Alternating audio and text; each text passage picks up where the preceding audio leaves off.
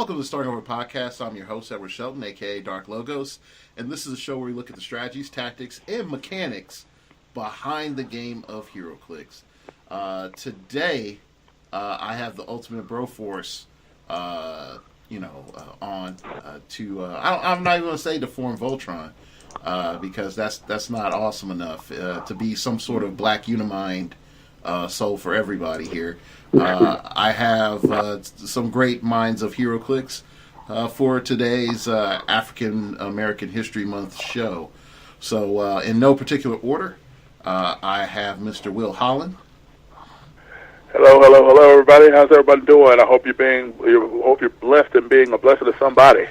All right, and then I have my man KJ Forster. Hey, what's up, everybody? Hope your day is going well. Yeah, then I know KJ will be the talk of his office as he listens to many heroclix podcasts, and then they're going to say you listened to so many you finally on one.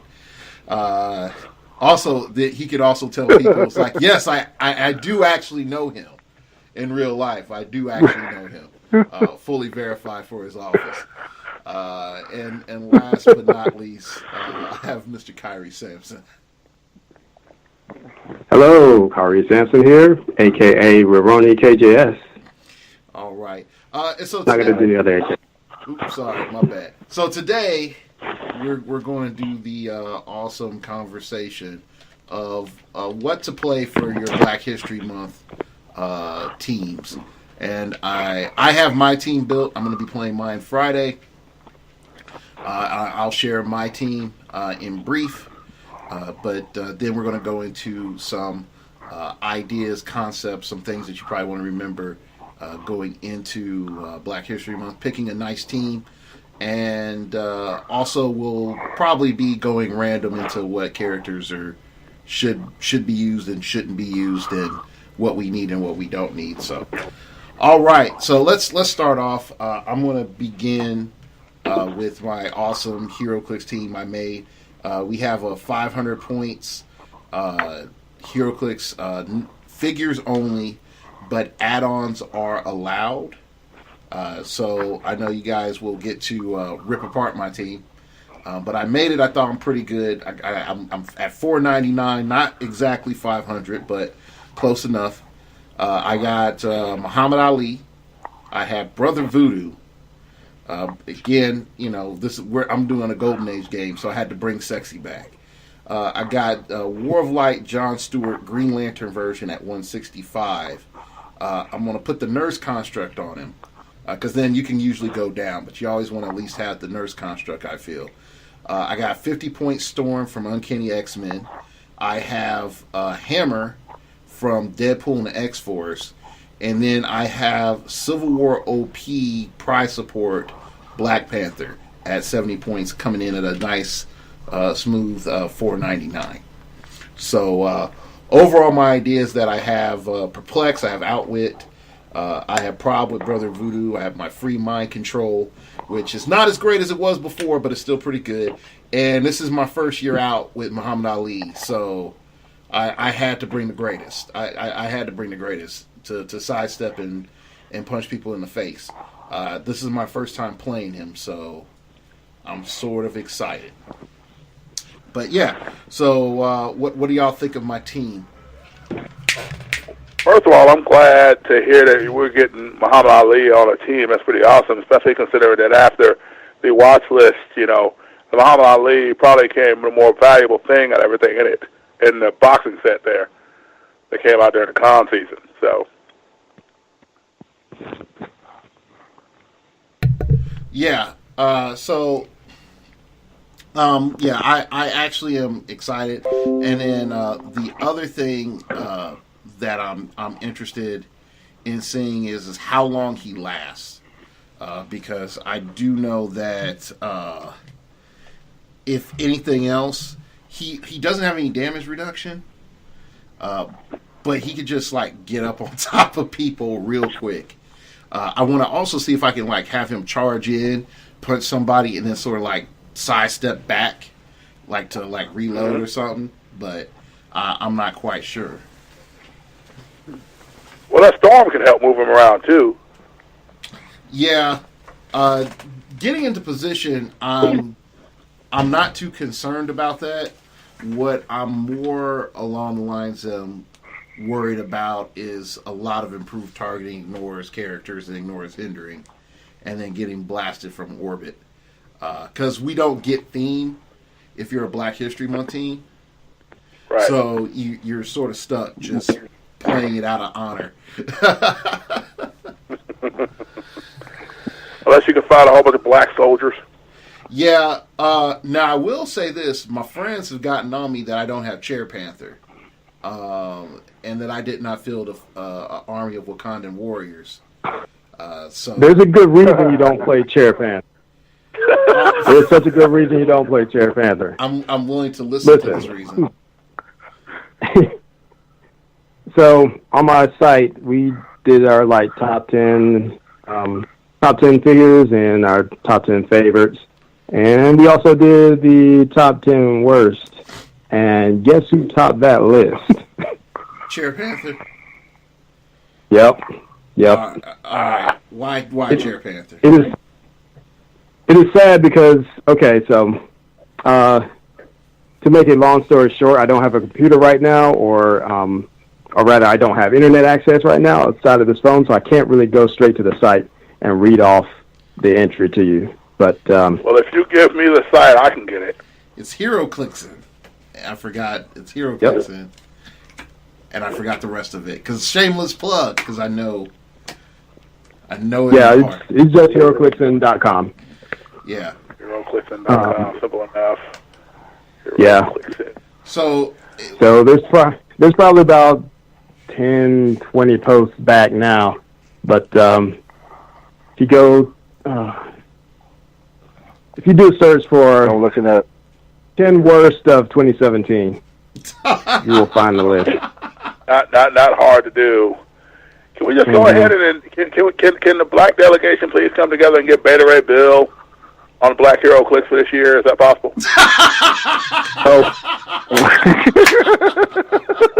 We do that. Yeah, I will say no, only because we have choices now.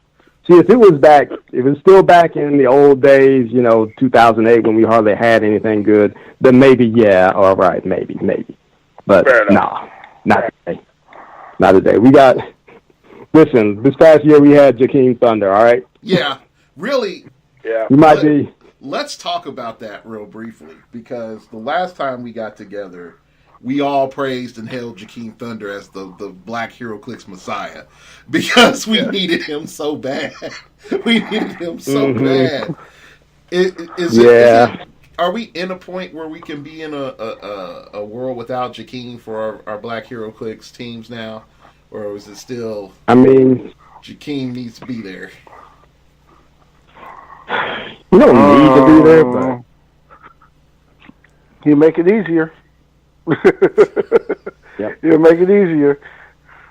Definitely makes it easier. And the bigger question is, if you took Jakeem out of the equation, what do you put in his place that has the same abilities and same power set, or close to the same power set?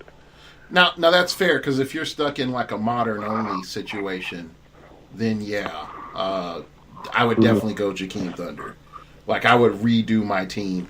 I think one thing that I would do is I would use the Civil War movie War Machine, so that you have like a 1-2 punch, and then like Rock Diggle from the Arrow set. Yeah. But again, the problem, like, you can do, like, if you're doing it now, it's completely possible because you don't have to worry about freaking Darwin coming back and biting you in the butt, or Leech telling you can't do stuff. But also, for the future too, real briefly, are we going to count Darwin in the future for Black HeroClix, counting the citation of the movie over the comics? Oh Lord, do we have to remember Yeah, that's the first problem. The second problem is, I don't know, our clicks are based on comics, except when they're based on movies, which is why we welcome Valkyrie to the delegation. Hold on, wait. Oh yeah, I did forget about that. Yeah. Yeah, Yeah. the Thor Ragnarok one. Yeah, same thing. Yeah, the Which same is thing I funny was because thinking too. don't we have a new like Valkyrie coming Ironheart. out in the comics? You have a what? I said we have a new Valkyrie coming out in the comics who's black as well, I believe. It's Who's not, yeah, who's yeah, not they- built off the same frame as Tessa Thompson was. So Yeah. Yeah, they're bringing Tessa in the comics. so I Or at least wonder, it looks like, like. what type of money deal you get with that. Like really, they were, when they went to Tommy Lee Jones, it's just like, we just want to use your face for Green Goblin from now to eternity. We'll give you like $3,000 every month, and it's like, okay. It's like, okay. pretty much. Well, I mean, it's the same thing. Didn't Sam Jackson get some payment for when they used his face for the Ultimates? I think that's the main reason why he was Nick Fury in the movies, because of the Ultimates. Yeah. Because And the then, Ultimates came Sure, yeah. Also, I believe Robert Downey Jr. ended up being able to basically pay Marvel for the rights to use his likeness or whatever, so that every time Tony Stark is drawn now for the remainder of the time of the character, he's going to look like Robert Downey Jr. So that's one way to be immortalized. I mean, Yeah, those guys are. Yeah, that's they a good deal have if they were likeness making it. I don't rights. know how they actually do it. Yeah, they have likeness rights. So, they do is basically they get X amount of dollars for the movie, and then any type of promotional deals that go off onto the side, they get X amount of dollars if their face is planted on there. Yeah, that's what they do. Yeah, makes sense. That's how it work with licenses based on the movie. But I don't think it would extend to the comics because they predated, Yeah, Robert Downey. Well, if they It's use like, his we picked likeness, you, Robert Downey they Jr., use because his- you look like him in the comics, not the other way around. Yeah, but if they use his likeness, then he's going to get paid. Most Yeah, so definitely. they've used his likeness since, I believe it was the first Iron Man movies when they struck the deal with him to start doing that. And so all the future iterations of Iron Man, as far as Tony Stark's version, are going to start looking like Robert Downey. So I'm sure he's getting some money off of that anyway. Yeah. All right. Yeah, So maybe. let's hit some of the meat of this year's conversation. All right. Everybody has some figures that they want to bring up, and so we'll go around and sort of do some critique and talk. Let's try to look at some characters that have been introduced since the last time we talked. And if anybody wants to go back, you could just go back to last year's Black History Month talk, and then you can listen to some older figures we've talked about probably ad nauseum. And then we're going to try to add in some new figures that have come up since then. Number one, I really want to talk about Hammer. I didn't really know. Oh, yeah. I didn't really know about this cat that much, and then I've had him sitting in front of me for a while, and I've been like, I said this dude was broken, and then they made that ruling on him that pretty much he has energy explosion range combat expert. Mm-hmm. Not in a bad way, Yeah, in a great way. That's some silliness right there. Yeah. Yeah. He's rocket launcher Punisher on the cheap. So he's good. He has a lot of great elements put together. He flies but can't carry anybody. That part I don't like with his little hover chair trait. But yeah. I feel like that's the only reason we don't see him a lot more than we do. Is that If he could carry people, he'd definitely he's be a very out there. strong range character, but he only has pretty much that one piece of utility, Mm-hmm. Mm-hmm. Well, let's and he's really fragile. Let's look at him. All right, he's 50 points. He's 5 clicks deep. He's got toughness, 18 defense up front. He has his damage power is advanced tech genius. Hammer can use enhancement and range combat expert. So that's pretty good. So he's able to help other hammers out. So I'm trying not to make an MC Hammer joke right now. But that's more like that's more like a personal tank special power that he has on the first 3 clicks, which is When Hammer makes a ranged attack targeting a single opposing character, he may also target all opposing characters adjacent to the target. When you do, modify Hammer's damage value by +1 for each hit target. So it can be stupid. It can be full on stupid because if enough people are clumped together, you just don't use the RCE on the damage. You just put it all on attack, and he's just like, yeah, and that's about to happen. So, what do you all think about Hammer? I'm gonna start with KJ. Well, I think he's pretty good, especially when you double him up. I mean, he's only 100 points if you have two of them out there on the board. You have an opportunity to give him a 13 attack, and possibly if you lump together, the dude is he's dealing out 5 damage to everybody. That if you have 3 or more together, that's pretty strong. And even if you don't have that, you still get enhancement to go along with it. So I mean, he's really strong. Now the problem is it's hard to protect him because he's kind of light in the butt. I mean, he's 18 defense, which is good, but he only has toughness, and he's only 5 clicks long. So he's either going to be one-shotted if it's really a threat. Yeah, I think you maybe have 1 or 2 shots with him, and then he's going to get waxed. Kyrie, what's your thoughts? Yeah, my thoughts are pretty similar. I mean, he is such a cannon, but pretty much every time I've either used him or faced him, he has been pasted before he could actually get his shot off. So if you play him, you definitely have to run him with TK so he can get that one shot off because that's pretty much all he's going to get. Yeah. All right, Will, your thoughts? I think the one thing you want to try to do, of course, with anything like this is you want to make sure to have things around him that may enhance him. You got to consider, can you use him with ID cards as something for his point value? Are there things that you could equip to him that will help him to be able to make those shots count when he does get them? How do we make it? It's kind of a question of how do you make it better? Not so much just what his base stuff is, but what can you do to enhance him? Okay, that's fair enough. All right, all right. So that's my figure that I feel like that's been added since last year. That's like, yeah, this figure's legit. I'm loving on Hammer real bad, and because it's my show, I'm going to double dip, and I'm going to bring up one character that I know we're going to talk about. Well, let me phrase it. I don't know if we're going to talk about it because in the chases in that set, there's too many other standouts.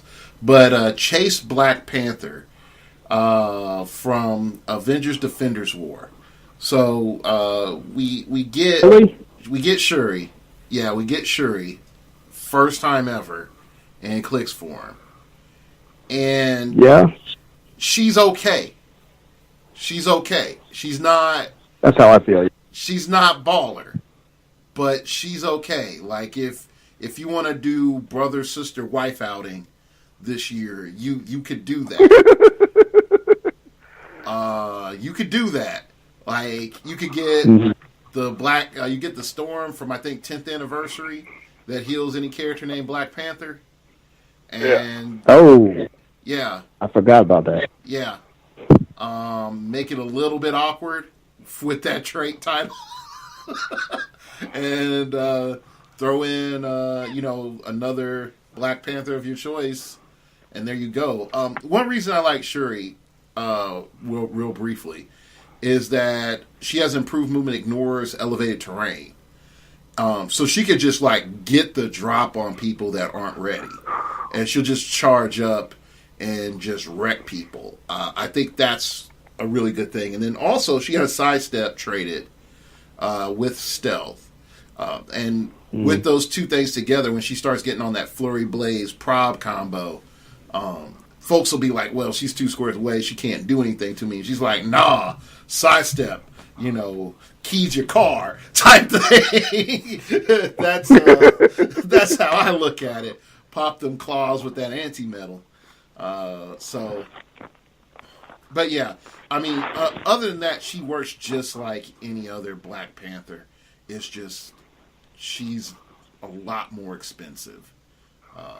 Yeah. But she's not bad. If she had willpower, I would love her to death and play her all the time. If she had willpower. Mm-hmm. Yeah, she doesn't have willpower. So, so Kyrie, there's your piece. Will, what's your thoughts on Miss Black Panther? Well, one thing about it that I think is interesting, especially because, you're right, there were a lot of standout pieces for the Avengers Defenders War. But, Shuri's going to have a personal space in my heart because that was that brief time in the comics when she was indeed the Black Panther. So, I mean, again, when we talk about this stuff, sometimes the pieces that we have aren't necessarily going to be the greatest. But I'm sure she could be used in a clutch situation. All right. KJ? Well, I would be honest with you. I don't like the piece. KJ, exit.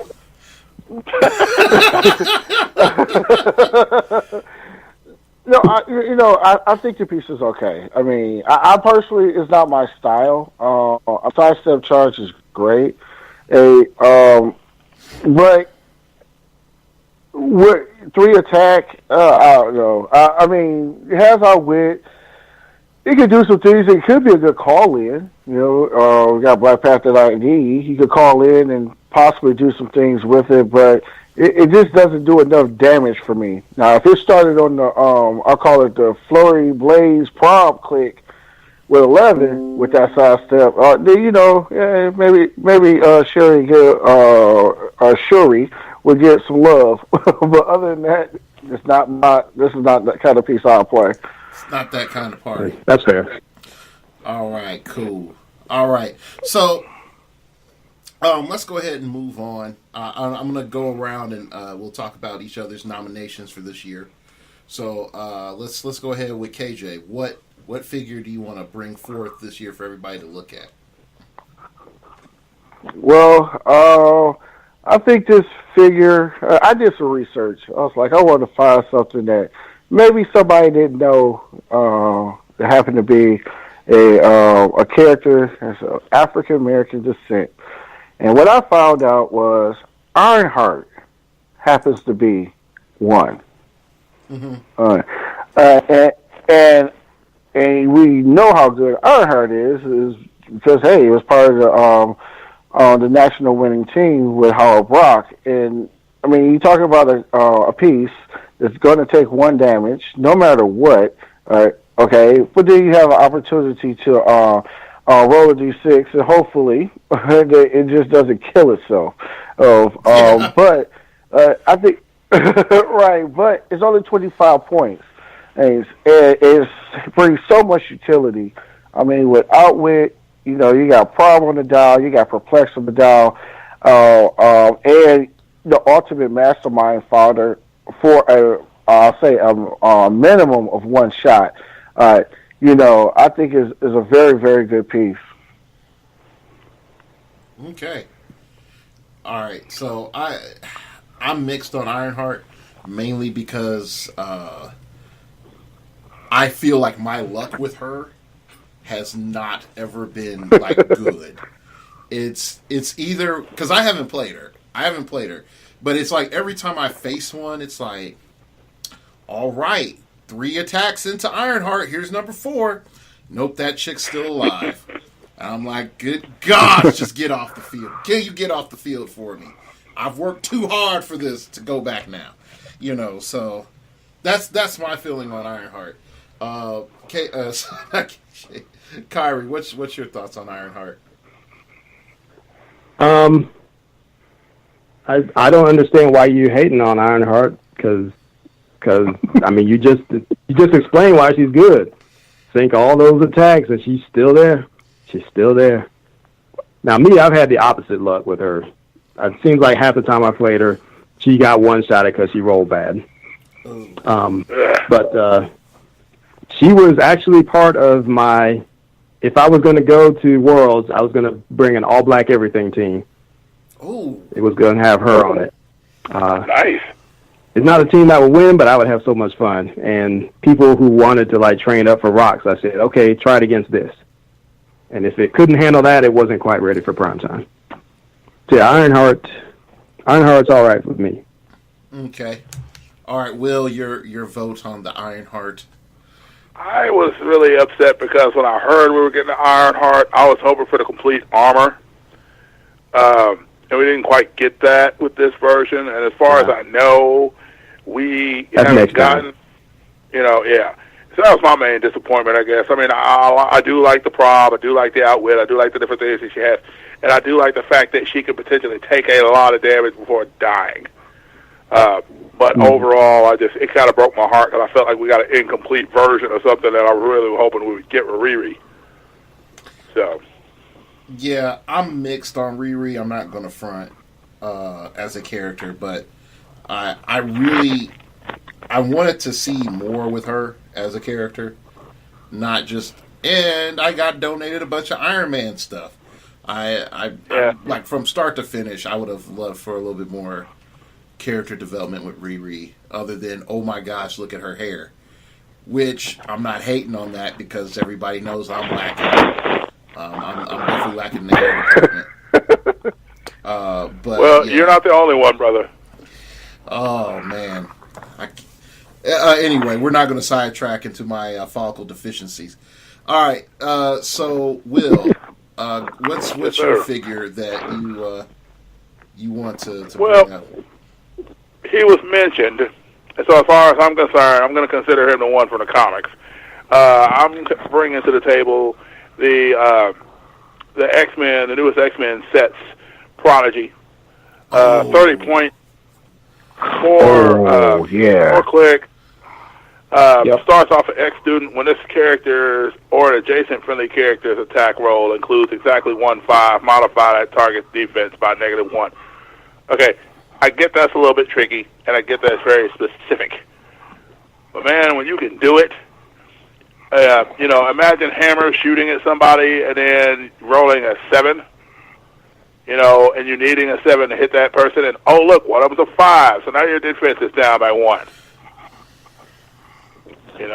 Yep. And then the other side of that is the knowledge sponge. Once per turn, when an opposing character uses an effect that allows it to choose standard powers to use, Jakeem, you may choose a friendly character. Prodigy and the chosen character can use those standard powers until the end of your turn. Next turn. Yeah. So that doesn't seem to really make comic sense to me, but I'll take it. Right. I'll take it too. If you're going to represent the character, it's like, how do you do that? Well, if a person's given the ability to select a power, because, Prodigy kind of worked, if I remember the character correctly, Prodigy kind of works more on what people had, not what you had to do to get something. Prodigy, but there again, Prodigy and Sync work almost exactly the same, except one was taking powers and the other was taking information. And if they weren't around the person with the information or the power, they didn't have it anymore. But they did some weird stuff for a brief story arc where Prodigy was able to hold on to the information, and he turned evil for some reason, and then they did time warp crap, and it was stupid.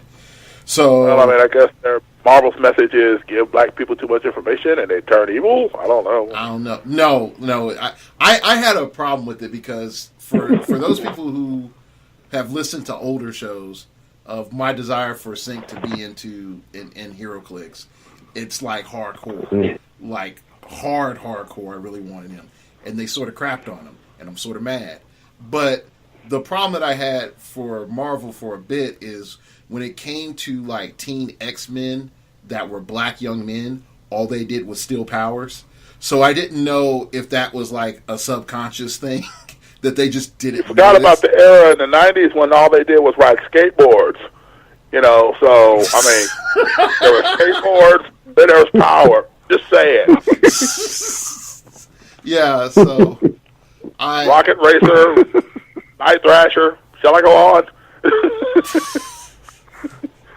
Okay, let's get back to the show. No, because this is turns into a very, very not my show type conversation between Will and myself that we've had Oh dear. for years about comic books and Duffy and a couple other things. So, all right. So yeah, Prodigy definitely straight up like good pick. All right, Kyrie, who's your pick, man? Y'all put me. I want to pick my number one favorite piece from last year.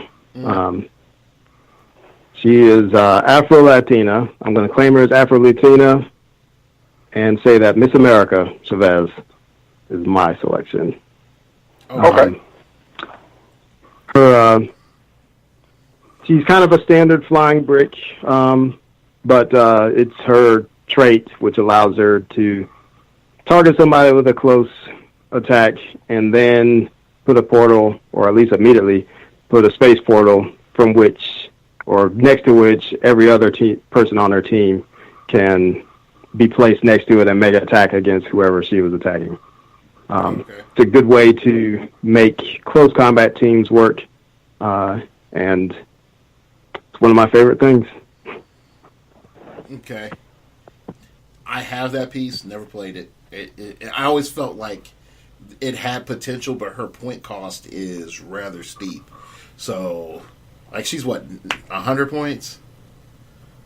95. 95. Okay, I was close. Yeah. The psychic database is only so good. Yeah, to me, her point cost is not steep. It's fine for what she does. The problem is she's not quite enough to truly anchor a team in terms of her power level, and she kind of needs to be in order for the rest of it to work. Okay. That was my fun pick. I had a slightly more meta pick. And my meta pick is Peace Machine. Yeah. That was on my. She was on my list. Yep. Let's go into that. That's a piece that plays very much to my play style, which is you're playing to get punched in the face.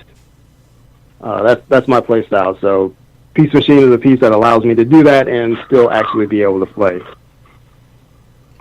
He's also full of all kinds of other utility, TK, sidestep, high defense, outwit, and that crazy ranged force blast of his. Okay. Yeah, for 50 points. Yeah. It worked out. Peace Machine is a good pick. The one thing that I also have to remember is there was wasn't there another Iron Man that's roadie in that set? Or no? Because there were like 80 different Iron Mans. Yeah, most of them were Tony, or like there was the Punisher one. I think there was a Doctor Strange, wasn't there? Yes. Yeah, there was Dr. I Stark. think it was Dr. Stark. Dr. Stark, yeah. But if there was a roadie Iron Man in that set, I missed him. And if so, I need to get him. So. No, there wasn't. Yeah. No, there wasn't. The only other one was War Machine from Nick Fury. Yeah. So definitely, I would. Yeah, Peace Machine. I think the one thing with Peace Machine is if you do not have access to a Jakeen, I think Peace Machine is the option. Definitely, if you mentioned you're using some of the other characters that we've talked about, it would allow you to run Swarm, and then really with the Wakandan Warriors. How many would they help the Wakandan Warriors? No, it would not. So no. The Wakandan Warriors. Wakandan Warriors were number 2 worst on my list. They are dead. They're terrible. Wakandan Warriors. I've got that list, by the way, if you want to go over it at some point. Okay. Well, we can probably towards the end then. Okay. Let's try being helpful to everybody. All right, my next pick is, because Avengers Defenders War is the set that keeps on giving, is our ever so meta Goddess of Battle, ADW 069 Captain America, a la Sam Cap. Yeah. Yeah, Sam Yeah. Cap. Like, I'm sorry, you can't hate on Sam Cap. Nobody can hate on Sam Cap. Like, she gets into your face. She starts punching you. She's like, drop me over there. She's like the fastball special that we need and deserve. Okay, that's really what's up. She just works. She has upfront perplex. She gets prob and then she regens and then she charges. Like, she constantly is in your face and she has indom.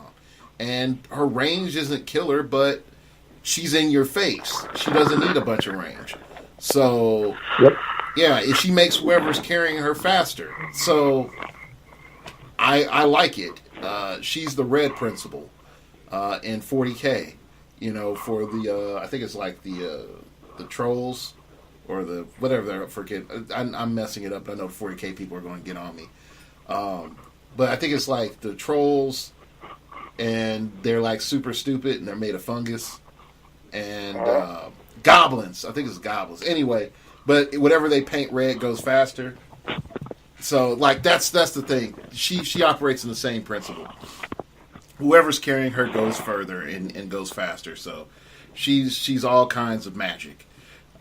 So, definitely one character that I would like to see people play. And then also, I don't think she's unique. No, she's not. No, she's not. Yeah, so she's not unique. So, dropping two of her and then running like a green... Oh, gosh. You have two of her, right? And then you have a Green Lantern that like carries them in with the Green Lantern team ability. Oh, yeah. She could carry a, like... Yeah, like... Then I think you would pretty much negate your penalty. Well, just about. Pretty much, yeah. Yeah. So... Because her thing is not a unique modifier. Yeah, so. it's not. So, pro tip. There we go, right there for WKOs going into March. 2 Sam Caps on a team. Edward Shelton giving away secrets that will help somebody win a tournament in the future. Hopefully not against me. Just not against me. You know? Get somebody else. Just not against me. All right, so that's... If I go back to my hometown and, I can upset some people with that team, thank you. Yeah, now the only thing is I don't know how expensive Sam Caps are. PJ Bolin really made sure that they won't ever be too cheap. So if you got that bank, son, if you got that bank, throw it down to get 2 Sam Caps. All right, let's go ahead. KJ, what's your next figure? All right. Now, I don't necessarily think this figure is meta per se, but I had the opportunity of playing it, and I really enjoyed playing it. And it's from the Star Trek set, 039 Core. Core. Or Core. All right, what makes Core so special? Core, K-O-R. I know, I see it, but What makes us... Right. Does he count? What makes this guy... He's a Klingon. Huh? Yeah. I don't know. Wait.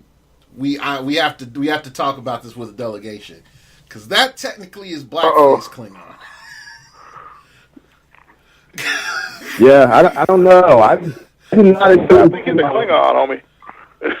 among my black delegation. My black box. We might have to vote on this. Okay, I'm waiting for... Okay. Y'all go ahead and vote. We I got have to to back vote up. on this one.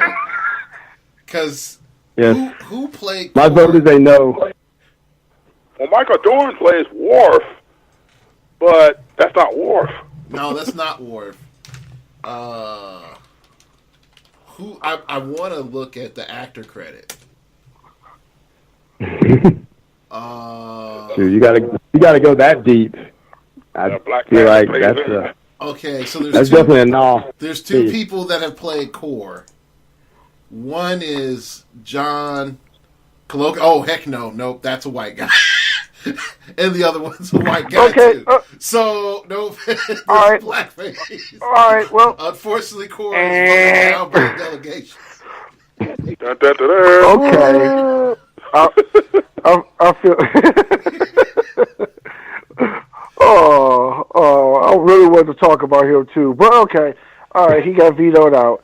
All right, he's not part of the club. Yeah, we took away his card. All right. He sat at the bus step next to Beta Ray Bill, going, "I know your pain." All right. All right, so here we go. All right, we're going to go to Elseworlds 106 Cyborg. Okay. Cyborg? Yes. Oh, Cyborg. okay. You said one Cyborg, like, oh, yeah, that's from the Fast Forces, yeah. The starter. Yeah, okay. I thought he was about to get vetoed, too. I was no, the movie no. just came out. It took me a moment because I was like, The movie just... 06? I don't remember him. All right, so check him out. He's 100 points, all right? He has 6 range double targets, energy explosion with penetrating psychic blast. He has 11 attack, and he's 7 clicks long, and he has a 3 damage with enhancement. And so if you push him to the second click, you gain wit, drops down a little bit after that. I think actually this character right here, I had opportunity of playing him. And it was for a Justice League theme team, and he actually works out pretty well. I mean, I like him because he has running shot and also the penetrating psychic blast. Of course, you put an enhancement next to him so he can pop off 4 instead of the 3. And of course, he also gets +1 to his movement because he's Justice League. So there you go. Yeah. I actually like him because he is a little bit more tankier in the health department than some other figures that we have. Because, I mean, how easy is it to say, like, oh, you're a new figure, you're 6 clicks deep. And then, you know, the other player goes through all their math, and then they do their attack, and it's like, oh, there's a click 7. And it's like, yep, chance to regen. Yay. Mm-hmm. So, I like it for that. So, Will, what's your thoughts? As far as the character goes, or as far as the next character I was going to suggest? Well, first of all, anytime Cyborg's been around, there's usually something good about him. And then even with the Elseworlds, I mean, you had the team, different things like that. I didn't get a chance to really get into Elseworlds a whole lot, so I didn't get a chance to pick up that starter. But now hearing about Cyborg, I wish I had. They're still floating on the internet. That one's not that hard to get. Okay. But yeah. All right. So, all right, we're going to come back to you, Kyrie. What's your next recommendation? What's your next figure? Well, let me talk about Cyborg a little bit. Oh, okay. Sorry. Yeah, he's pretty good. It was actually the only piece that I wanted from that Fast Forces, so I just got him solo. He's all right. I missed the Indom that I've gotten used to seeing on Cyborgs, so that was slightly problematic for me. But that's his only, and the fact that he's not invulnerable as well. But given that he's got a fairly deep dial, especially for his price, even at his 50-point level, he's a solid 4 clicks and still has the same sort of utility as his cost at twice the level. So yeah, Cyborg's cool. Yeah. My second pick, I would pick another one of my favorite figures from the Star Trek set. The one that I thought that was going to be mentioned, Uhura, Mirror Universe version. Yes, that's what I was going to name next. Okay. Well, I will tread lightly on her, and you can fill in the gaps that I leave out. The thing I like about her, aside from her awesome trait that is going to be mentioned later, I think I really like just how fun she is. She's not an overwhelming piece.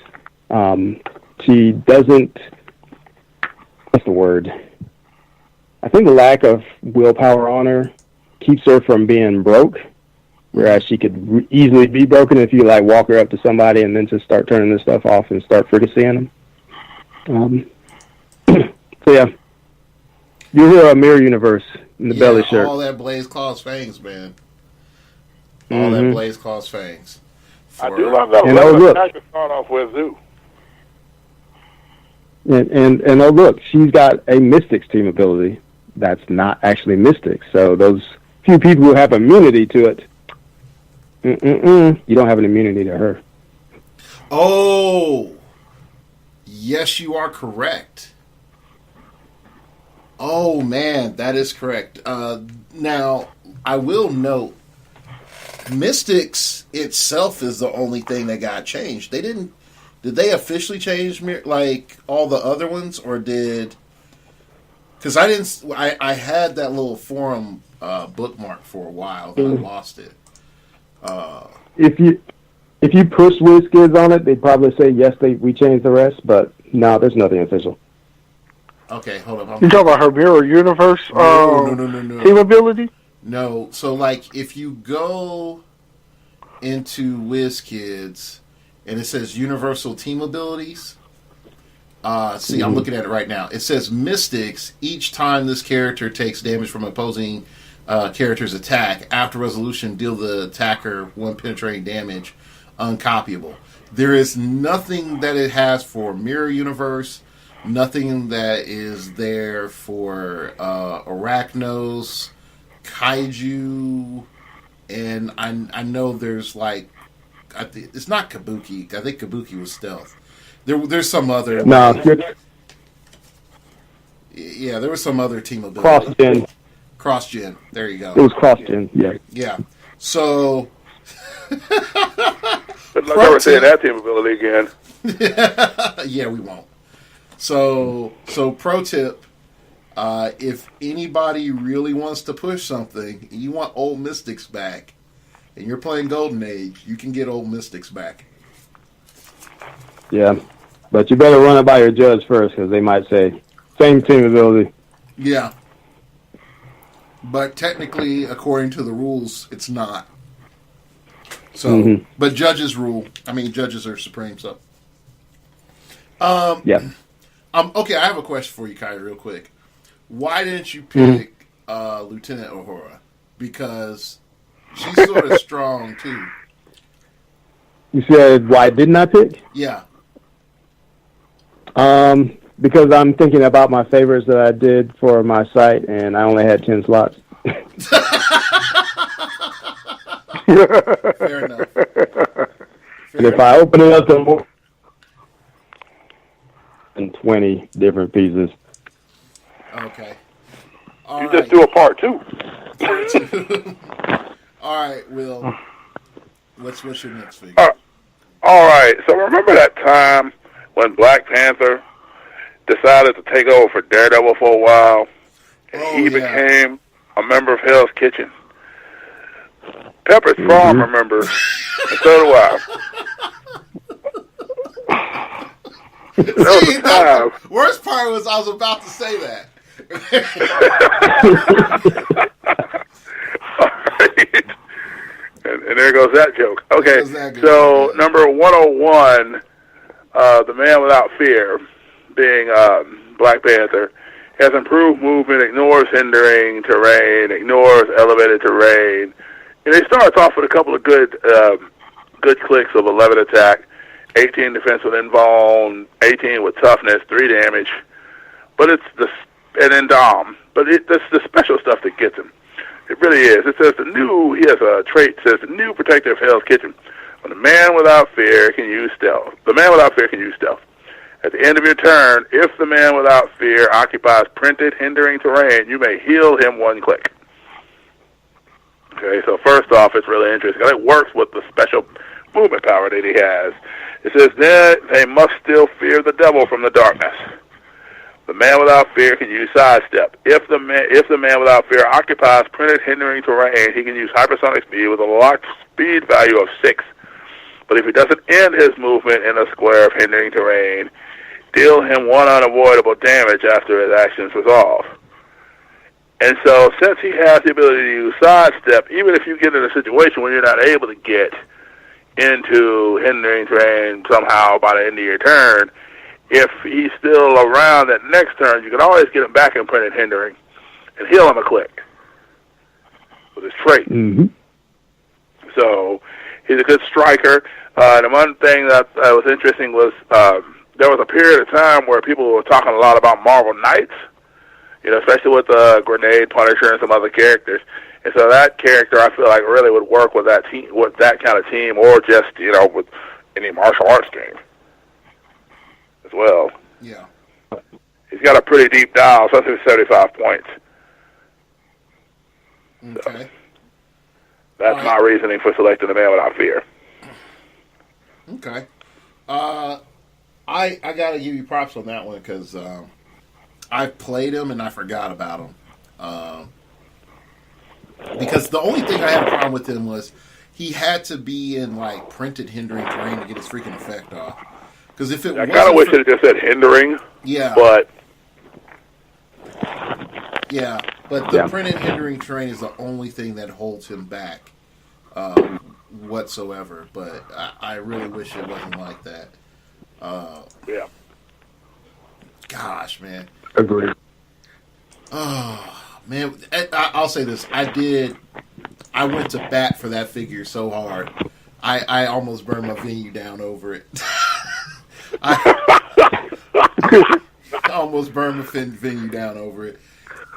So, in a brief story, the reason why you don't allow feats in Modern Age is that, and do a Golden Age game, is because Jakeem Thunder and Jenny Sparks should never have Nova Blast.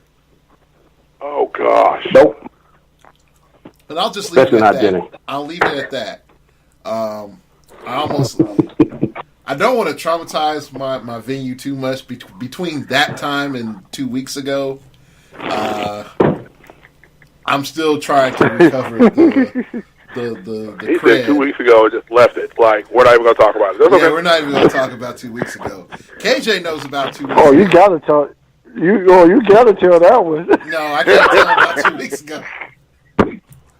Oh, that's an offline one. 2 weeks ago, yeah. Like last. 2 weeks ago was down and dirty.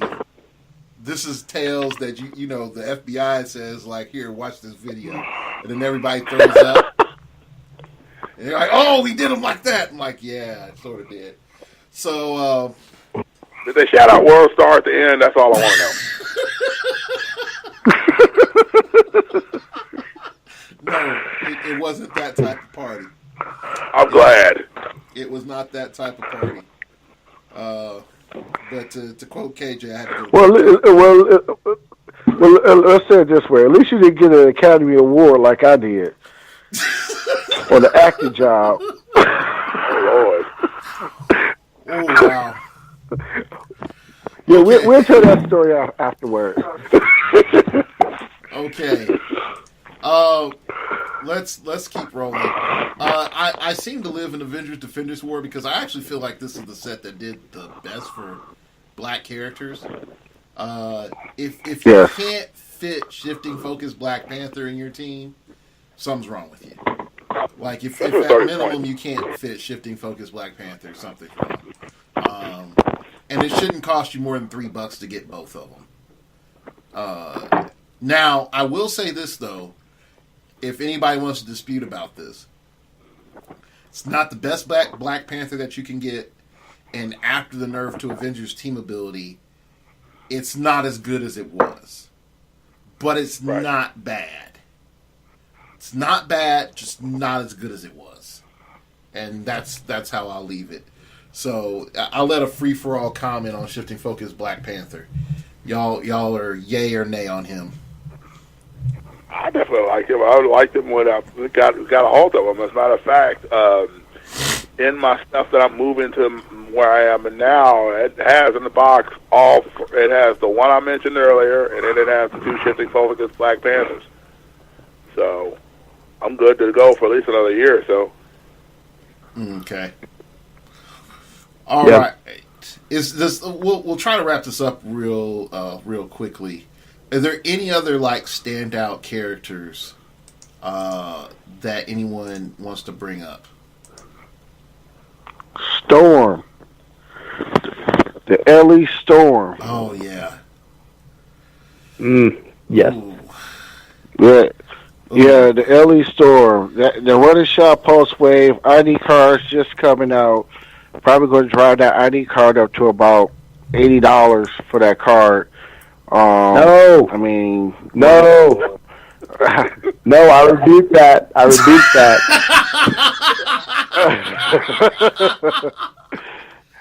I just want her for my black collection. See now, Sounds like A, I want one, or B, I sold one and then realized what happened. yeah, no, this is I want one. Gotcha. Go get the LE. Go get the LE now, and then save the change for the card, ID card. But yeah, she's the truth. For real. Yeah, she's gonna be a force to reckon with now that the game has kind of changed a little bit, and we're playing more expensive characters. A little bit more of the I won't call it one-man armies, but more tempo type teams. And you're gonna see her coming out. She's gonna come out, and she's coming out in a whirlwind. Okay, I'm gonna tell you this right now, Kyrie, because you're my friend. You need to go to eBay right now. There's a whole what if OP kit for $13.99 free shipping. So you get Blink, Storm, and Colossus. You're welcome. Oh no, I'm talking about the ID card. I got the figure. Oh, okay. Because I was saying, time to buy is now. Like, this is Bitcoin before the bubble. Time to buy is now. This chick is going to be the new Nightwing. Okay? Try getting the LE Nightwing. Try getting the LE Nightwing when the ID card came out. You couldn't. And if you did, you were paying $25 to $30 for that sucker. Like, what was it? I got to go to the clumps moment. It's like, baby, we's got to buy now. Buy now. Hercules. No, but for real, like, if you haven't got one, buy now. Because when the WKOs come out, and they'll be like, what happened? I'm like, I got two-shotted. I'm like, how'd you get two-shotted? Well, he threw Iceman at me and pumped up his stats, and then the second time he threw Storm at me. And it was like, whoa, what Storm? The LE Storm. What LE Storm? And then they'll go on eBay, and it's like, this figure is $25. 80 people have been looking at it. So, yeah. Yep. Especially if you play that Iceman and that Storm, and you play what is his name? Odin, the Destroyer, that Prime. No, they fixed it. Bring them both out. You can't bring both of those out. Oh, you they can't fixed do it? that with the X-Men. You have to pick a non-X-Men ID card and then a X-Men ID card because I talked with our cohort the other night, who shall name unnamed. And he told me about that. Okay. So they sort of gimped him a little bit. By the way, there is a OP Kit Storm on its own for like $6.95 with $3.27 shipping. That's not worth it. You might as well just get a whole OP kit. Yeah, you might as well just get the whole OP kit. Yeah, I was thinking that as I said it. Yeah. But yeah, some pricing on eBay, some folks just don't. They don't ever look at the other listings and like, maybe it should make sense what I'm putting out there, Right. Mm-hmm. But yeah, they're not a lot. And I see a lot of, used Storms going up after the WKOs. And definitely going into Origins. Like, she is going to be the figure. Forget Black History Month. Like, she is going to be the figure. Now, with that being said, if I had to rank, like, your number one bruisers for modern age Black History Month, she's top two, top three. She doesn't top Jakeen, but if you're going into a situation where you're playing Black History Month and everybody else is playing whatever, and it's modern age only, then yeah, she's number one. If you're able to go into Golden Age, she's probably number 5. Yeah, somewhere between number 3 to 5. And the reason I say that is because you have some older War Machines that are just better, like straight better, that crank out some better numbers. But she is still good, like really good. Yeah. I mean, like, how many times did we complain we didn't have Pulse Wave? Like, until Jakeem, like Black History Month teams like Right. Pulse Wave forever. Like, she brings it, and she gonna lay the smack down. Like, she almost was on my team, and then I had to pull back because I got the John Stewart feels, and the John Stewart feels were too strong. That sniper rifle, man. Yeah, it's like, so you're saying I can have running shot with RCE from 10 squares away, or Pulse Wave. Oh, I don't know. I'm gonna use the sniper rifle. I don't get to play you that often, John Stewart. So yeah, I had the John Stewart feels. Well, just remember one thing. Now that the Black Lightning TV show is out on the CW, we might actually get a good Black Lightning out.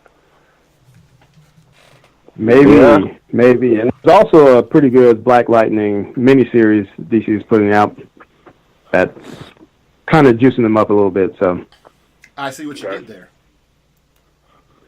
Dum-dum. Wordplay. Wordplay. Yeah, I see what you did there. That's a good one. Yep. Anyway, so let's sort of transition into it. We're already sort of freeform, but let's transition. Like, what are some of the main types of formats that you see would be most beneficial if you're building a Black History Month team? With everything that we said, point value situations, like this is probably going to be the best chance that you're going to have. So I'm going to throw it to KJ first. I'll say you got to be you want to keep it in a limited format, and I would say you want to bump it up to around the 400 to 500 point mark, because you definitely want to put that storm out there, and then be able to get a little bit of supporting cast around her.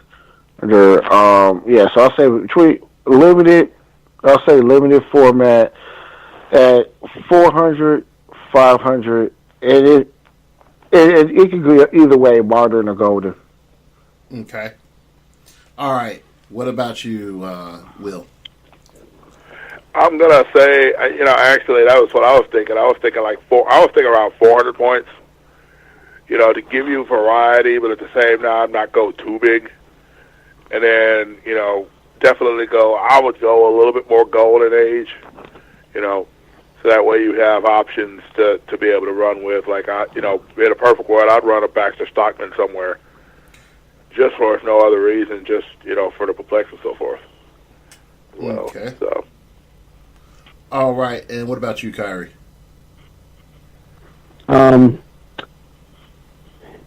So the judge in me says that the 400, 500 point level is just fine, and most because I have to consider players with smaller collections might not be able to feel that much melanin. But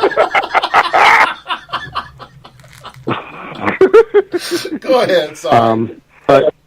But looking ahead to a week when we're about to watch this Black Panther movie that is like full of melanin, like wall to wall.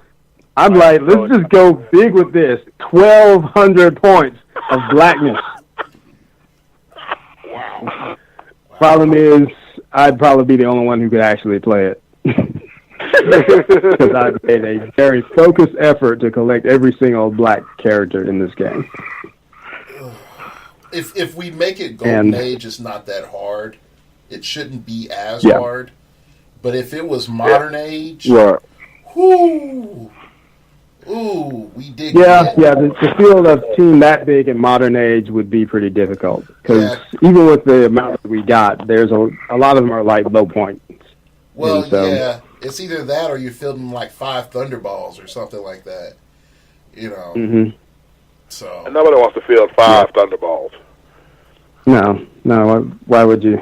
I mean, not a terrible piece, but got better uses for those points. Right. Yeah. I almost fielded one, but I had to summon the Black Panther. I was like, oh, I didn't have a Black Panther on my team. It's like, I feel like it's almost obligatory. Like, you have to have a Black Panther on your team to do a Black History Month thing. It's like, it's not black enough. There's not a Black Panther on there. Yeah, you do. It's like a requirement. Where's the King of Wakanda? Yeah, we got enough of them now, so. Yeah, we actually do. All things considered, like if we look back, the last 2 years in my opinion, has been really good for Black heroclix. Mainly last because 3, really. Huh? The last 3, really. We really pumped up the number of. Well, I'm just talking about pure numbers. I'm not talking about okay. actual effective. I would say for numbers and quality. I'll argue that. Agreed. Numbers and quality, it's been pretty good. We're not just relegated into support characters. Like, we got some real hitters. So yeah, I actually feel like it's been pretty good. Like, you have enough options to play a 500-point team, and all the teams won't look the same, minus unless people just say Jakeem, But yeah, I look at like the state of Black heroclix is like, yay, positive. As much as I crap on WizKids, I like, it's better. It's the best of times. So, it definitely is. So, is there any other thing that you all want to talk about in terms of, formats, ideas, things around this period of time, that we should be playing or looking at? I'll just open up the floor. I'm just trying to think. We're coming out of kind of that low rest season in the land of that ROCs and such. We're getting ready to start that back up.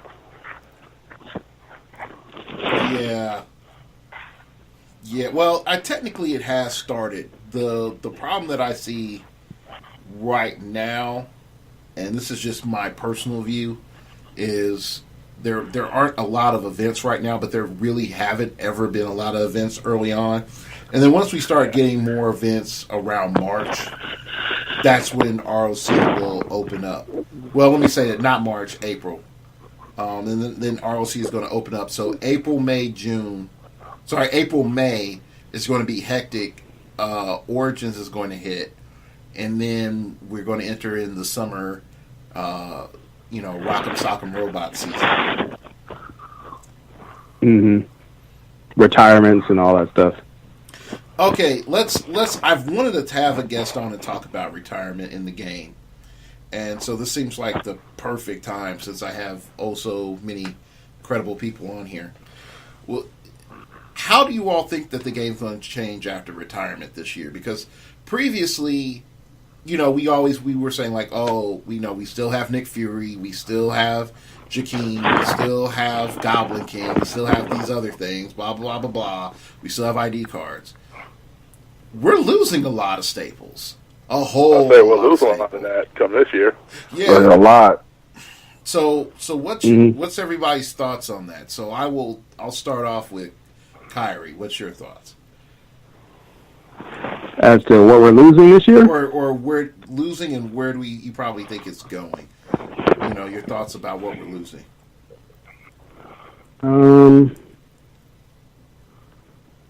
Shoot. Out of the crew here, I'm probably the least meta of any of y'all, so I would be super glad to see Nick Fury and pretty much all the staple ID cards that we've gotten used to seeing and fielding just going away, and just in time for an all-new group of ID cards and new staples that we'll start seeing all the time, such as the aforementioned Storm. Oh,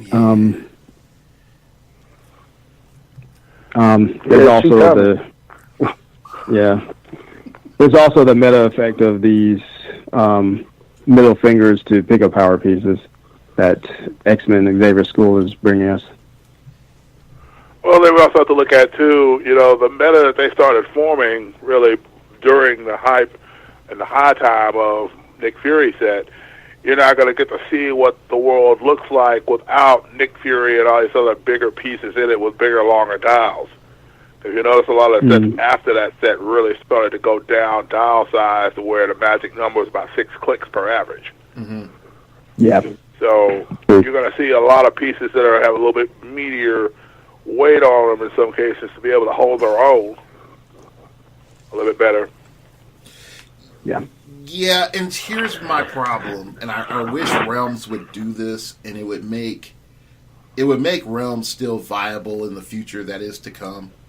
I wish Realms would have like a stat breakdown of the statistical average of the set for everything from this many clicks of prob, this many clicks of prob on average, this many figures with, this is the average attack of all the figures in the set, blah, blah, blah, blah. Because I think if we looked at the clicks of health stat, we would be really surprised. And I've sort of made this argument for a bit. And when they started back at Uncanny X-Men, they did this experiment where they started lowering down the clicks of health. And it pissed me off because I made some arguments about Civil War OP and how Civil War OP was unbalanced because they slightly bumped up the clicks of life and increased the damage output just slightly enough where most of the figures in the Civil War OP could like one-shot a bunch of figures, including some in Joker's Wild. So they have these minor ebb and flows, but you're right. Like most of the clicks of health are 5 to 6, which really creates this problem in the game where toughness is like paper armor, and invulnerability is okay, but everybody's looking at impervious and invincible.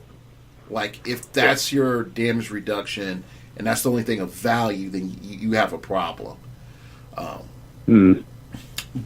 KJ, what's your thoughts so far, without leaking company secrets? Well, company secrets. Well, what's retiring, I think, is again, it's really about the ID cards. And how you can basically put a 3-man team together and still have 6 ID cards. The round table. The round table is, I think, is a key piece that's leaving. That's going to really affect the game. But we have other elements in there, tribbles and those things, or things like Devil Dinosaur that can. I would say not Devil Dinosaur, but other characters that can reproduce. Loki is a one that can kind of make up for the lost ID cards that you're going to have for the round table. But looking forward, to post rotation, I think you're going to get yourself into a situation where a decision is going to be made, and the decision is going to be this. Am I going to play a tempo team that can do a lot of damage versus that has? Well, let me rephrase that. Am I going to use a tempo team that can do a lot of damage that has a lot of clicks, or am I going to play a light team and kind of more of a glass jaw, but put a lot of them on the board to try to take this tempo down? Yes. And I think that's where the balance is. Right. I don't think, Unimind and Jakeem, I think they're going to still be up there a little bit, but they're not going to be up there as high as they used to be. Because you're going to have to make that decision. Am I going to play when I say longer clicks, Unimind is longer clicks because of his ability to pick a power. So I think that's going to be the decision. What are you going to play? You're going to play a bunch of little characters that can do a lot of little spot damage, or you gonna play a big character just going just one shot every time he hit, just Hulk smash all across the board. So that's what I think the game is going to be. That is a good point. Will, what's your thoughts? Something I was just reading actually, as far as the game going. Have y'all noticed the press release for the Avengers Colossal Booster Brick thing they've got going on in May? No, I haven't. Basically, I haven't seen it. Avengers Infinity Colossal Brick, and it's going to be 4 standard size figures and 1 2x2 click space figure at each booster. Yeah. Characters such as Thor, Hawkeye, Jack of Hearts, the Infinity Watch, the Guardians, Space Knights, Cosmic Entities, and so forth. But then they're also talking about, for example, Devil Dinosaur, Moon Girl, and the Spider Buggy vehicle. Devil Dinosaur, Moon Girl, yes. Saw a picture on the Devil box. Dinosaur, Moon Girl is awesome. Spider Buggy, I don't know. We've been through that era of vehicles before. I don't know if I want to rock with that again. Yeah, just a bunch of tanks rolling around that are hard to take down. That's a good. But they have refined the vehicle rules a lot since the first time they did that, though. I don't think the issue is the vehicle rules. I think it's the vehicle point and stat formula is the problem. Because the same problem with resources is that in the end they were like, you know what, we're just going to just give this formula because the Lanterns were just too OP. Like the Pinnacle was the Lanterns, and they were just like, we made a mistake. But they never really fixed the one core problem with vehicles, which was their clicks of health are ridiculously cheap because they don't have access to willpower. Yeah. So they push a lot. They also can't. Yeah, they also can't make attacks unless they're being piloted. So I think that's part of the reason why they got a lot of life for their points. Yeah, but those suckers are tanks. Like, and that's the problem. Yeah. And definitely, it's only 45 minutes long. Sometimes the tank is all you need. And see, and that's something like going back to Batman Streets of Gotham. No, not Batman Street. The Batman set. The Bug. Not cop cars, because cop cars are its own problem. Let's talk about the Bug. The Bug was a huge, annoying problem because of its clicks of health, along with the fact that you can put a good pilot in there, and then all of a sudden the thing is stupid. And it had like the toxic dial. It had 2 dials that you could put on there for additional points that also made it annoying. But the Bug was, it's not impossible to kill. It was ridiculously hard to kill. And another one that was surprisingly efficient that a lot of people went under the radar for the longest time was the Invisible Jet, the first Invisible Jet. Yeah. Because if you play it at full and you play it with some Justice League people, it's rather strong. It is rather strong because all you have to do is put like a Wonder Woman, a cheap Wonder Woman, or what's her other name? What's the other? Diana Prince. Not Diana Prince. The other chick that's Wonder Girl. Donna Troy. Donna Troy. Yeah, you put Donna Troy in there when she has her Justice League keyword, and they just kill it. And you just have them pilot it, and Bob's your uncle. It's done. Like it's the current vehicles is good. Like the current I know they re-released some vehicles this past year. And then they did that Deadpool thing or whatever, too. The Merc Jet and then the relaunched Invisible Jet. Yeah. Yeah. Which, the relaunched... Yeah, but those were more for terrain. Those are more terrain things than just vehicles that actually make them more viable. Yes. I personally feel that special terrain should never exist. That's my personal feeling, because that allows map control that is extremely abusive. And we've talked about this in Phoenix Nest chat multiple times about how Invisible Jet and Merc Jet just ruined WizKid's office. Like it makes it really abusable because you're now telling your opponent like You're not going to get a clear TK out. If you do have what's his name, overdrive, like you're going to have to like remaneuver the overdrive to get everybody together, or you're going to have to move your characters towards overdrive to get it set up, and then you're going to have to maneuver through that side room and then out through a hall. Like there's too many things that become a problem with the terrain rules. But on a side note, I'm going to tell you, KJ, the terrain rules might actually save me and actually let me do my special project. So, Right. yeah. So, anyway. It's available. It's available. It's available, yeah. But we'll talk about that one off recording. All right. A month from now, we're going to have another one of these moments where we're going to be talking, and Edward's going to be like, "Yeah, something happened, a couple weeks ago, again."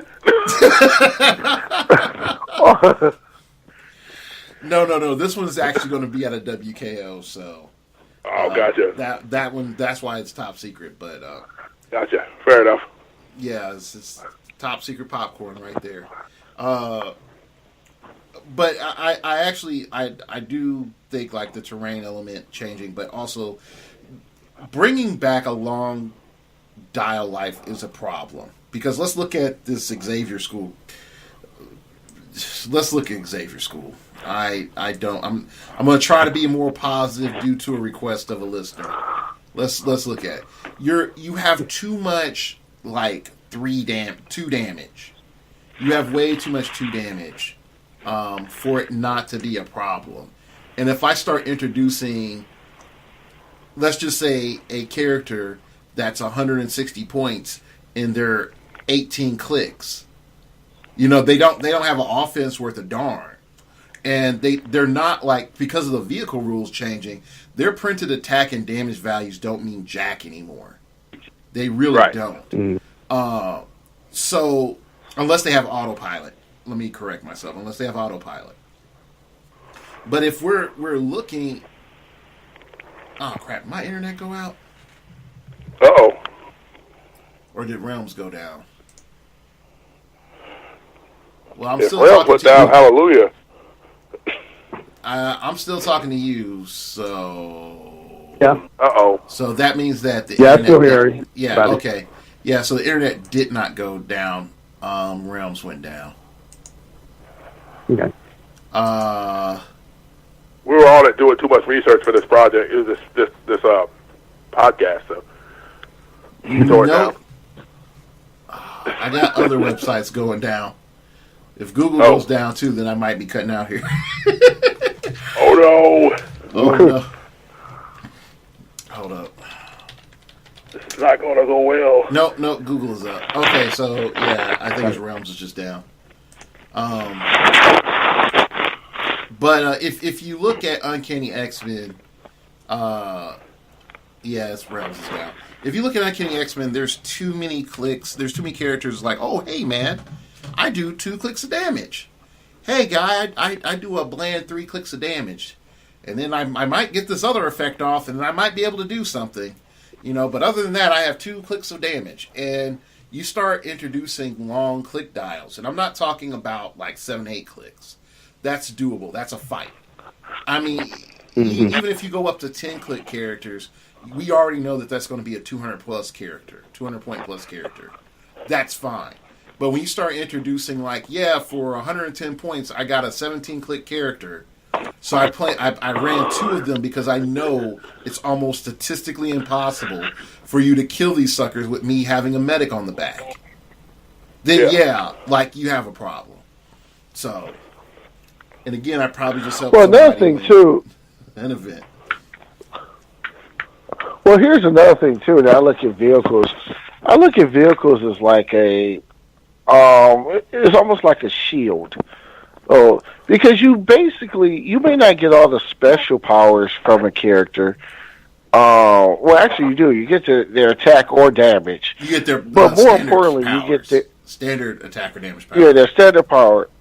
Right. So that's one thing, but the biggest thing is you get their attack you get their attack value, range value, and their damage value. Yeah. So take a look at Proteus. All right, when Proteus was popped into a vehicle, go right. We all knew how this was going to work. He's going to run around, shoot you, pulse wave you, however the case may be. But now you start introducing that to a longer click dial. Okay, a character with a longer dial, say 7. Say he or she has 7 clicks, but that vehicle has 5 or 6, right? I mean, if you look at it, that's a 13 click. That combination is a 13 click character, and vehicles are cheap. For the most part, they're not really expensive. So now all of a sudden, it's almost you basically are paying a 50 point, 35 point, a very low shield for a character to do whatever they want to do as long as they want to. And you know what? When you destroy that vehicle, you got this click that's going to come out. Oh, yes, it's going to take some damage, but it's still going to be potent. And depending on what it is, it taking damage may hurt you more than it hurt it. Bingo. Right. So, I mean, that's going to be an element. You said this, this new vehicle that may be coming out. That's something. What figures do you have now that if you could pop into a vehicle, if it's cheap enough, would do really, really well. That's something to take a look at, because Proteus was a little different, and he was just 1 click.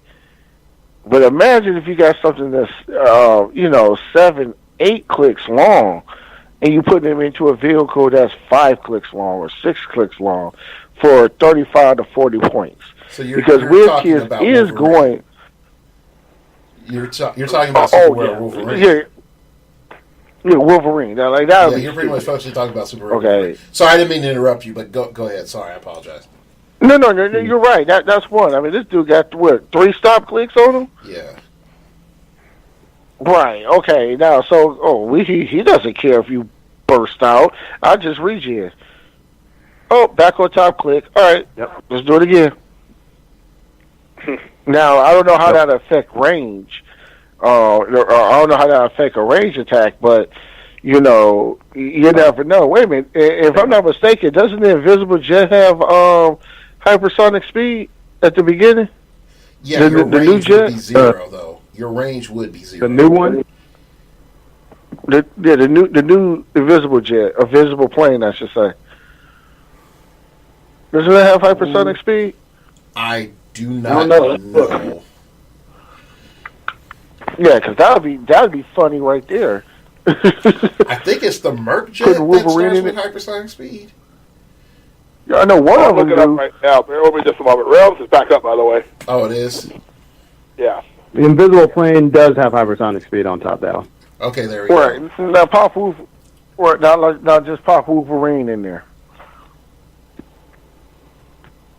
Yeah. Now the jet might be more expensive or whatever than what we're really talking about, but that kind of combination, right? So 95 points and Wolverine is what, about 7, 8 clicks? Yeah. With 3 stop clicks?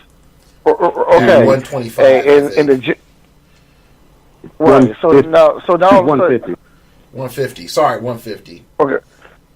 Right. So even if that combination, I know it's high for 300 points, but if that jet is what I think it's 7 or 8 clicks, Wolverine is definitely 7. That's 15 clicks of Wolverine.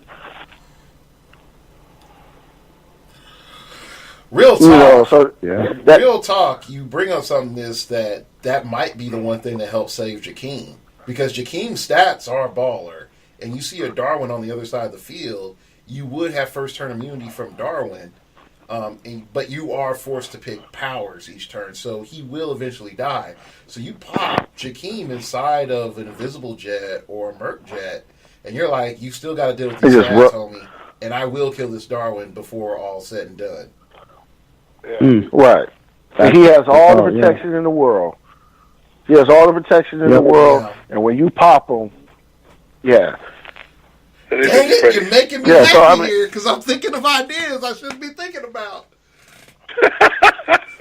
So I'm thinking about how Paper Stay's gonna suck real bad once I figured some other stuff out. And right. I'll tell you, just I'll tell you what you do is you just take a vehicle, make it a crash test dummy, drive it across the board, railroad somebody, and then pop up and like, surprise, I'm here. That's it. Mm-hmm. Welcome to the revolution. I go walk with that. It's like, surprise. Right. It's a celebration. But yeah, I think that's the interesting thing that, unfortunately, with WizKids shortening health dials, that all of a sudden maybe part of the stealth meta is vehicles, and they can disrupt some people.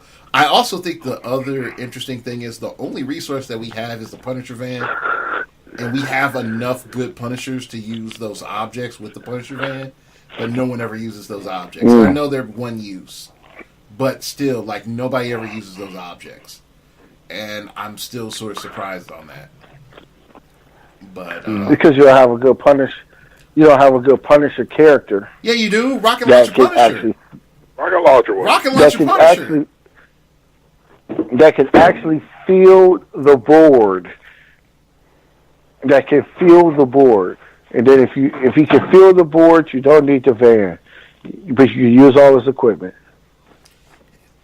I would argue this. We have several good Punishers. Rocket Launcher Punisher, which is still a shifting focus pairing. The Rocket Launcher Punisher from the Fast Forces. That sucker is stupid. I've played it standard. That sucker is stupider than people give it credit for. The others, now I want to know how it's ruled.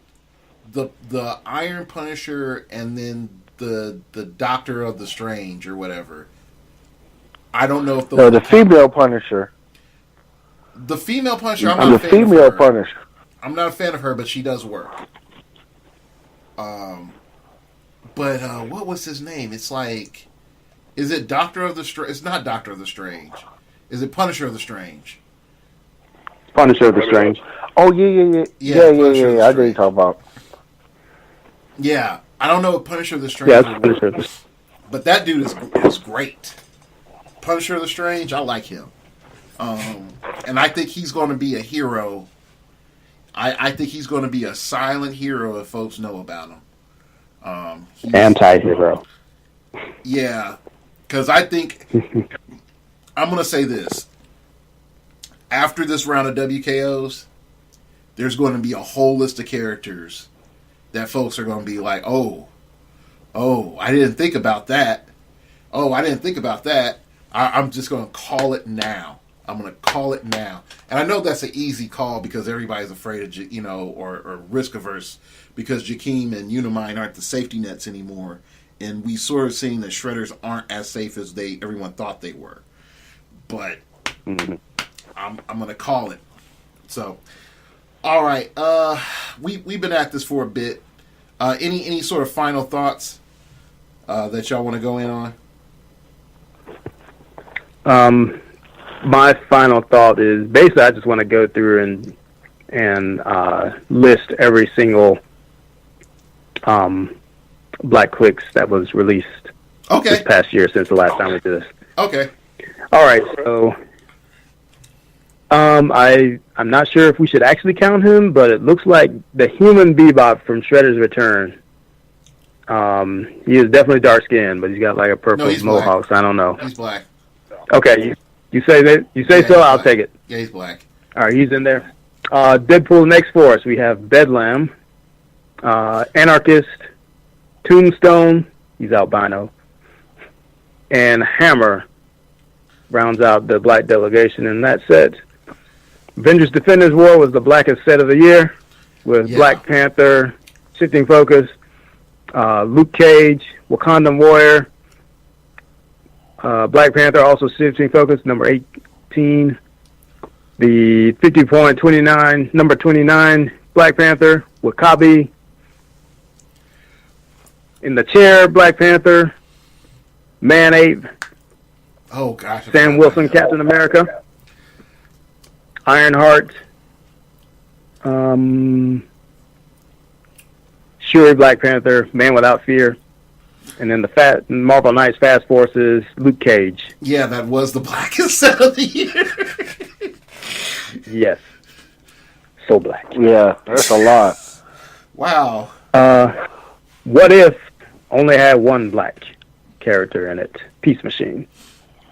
But as we mentioned earlier in the podcast, he's one of the best. Yeah. Same for Elseworlds. We only had one black character, Cyborg, in the Fast Forces.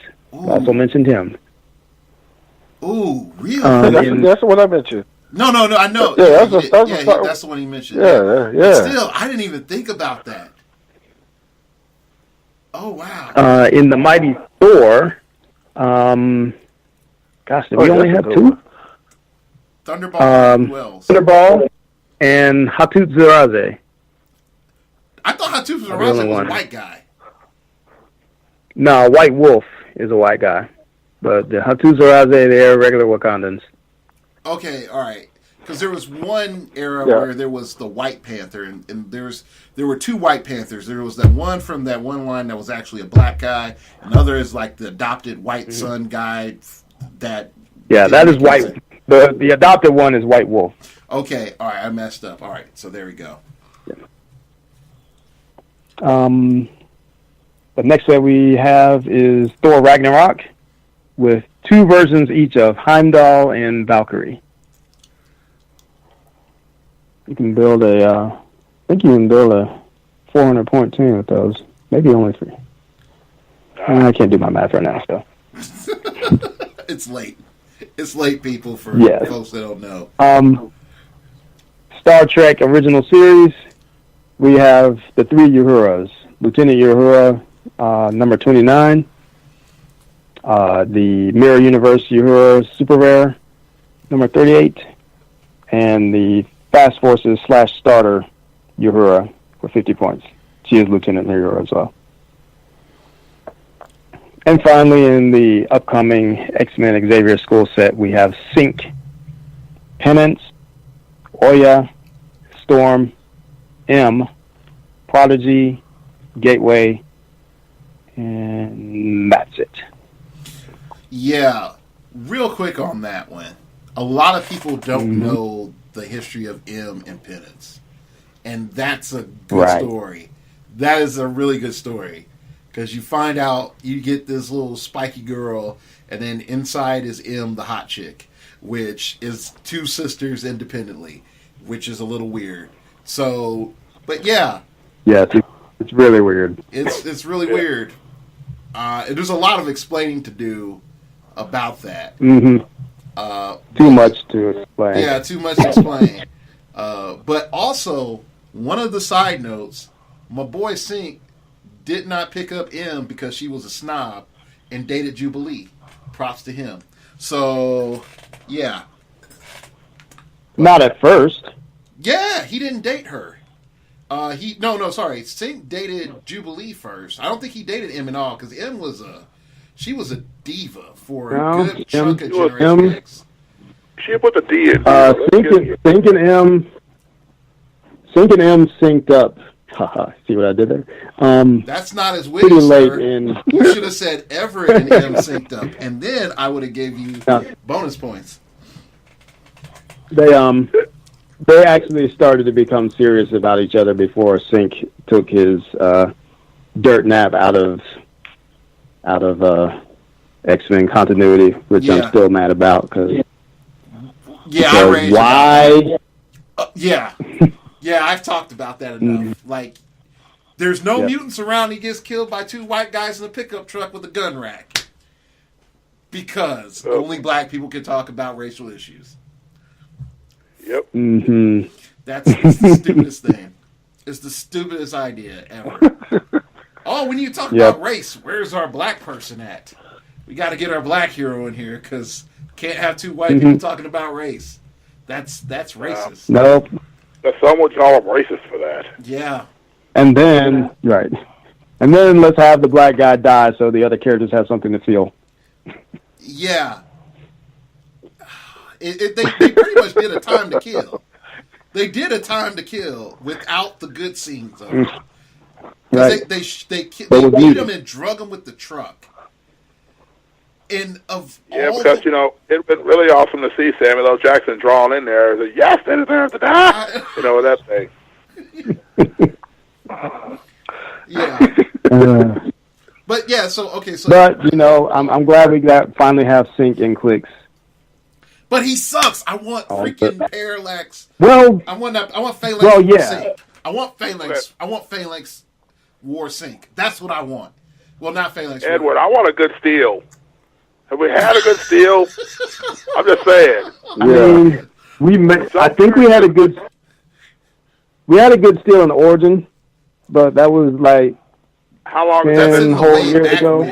11 whole years ago. That's in the way back when, Kyrie. Back when Magic walked I know. Well, I like Steel for Superman. Steel for Superman was good. He's all right. No, he was all right. He's all right. Oh! I forgot about our convention exclusive and OP kit black characters. Muhammad Ali on the DC side. I think that's the only one we got last year. Do we get Brother Voodoo in there? Yeah, Brother Voodoo was OP kid, I think. On the Marvel side, we got Dr. Voodoo. No, Falcon. It's not Dr. Voodoo. It's the Brother Voodoo. Because if that represented Dr. Voodoo, I would find Zarin and slap him personally. But anyway. I guess you gotta go find him because there's Dr. Voodoo on this card here. No.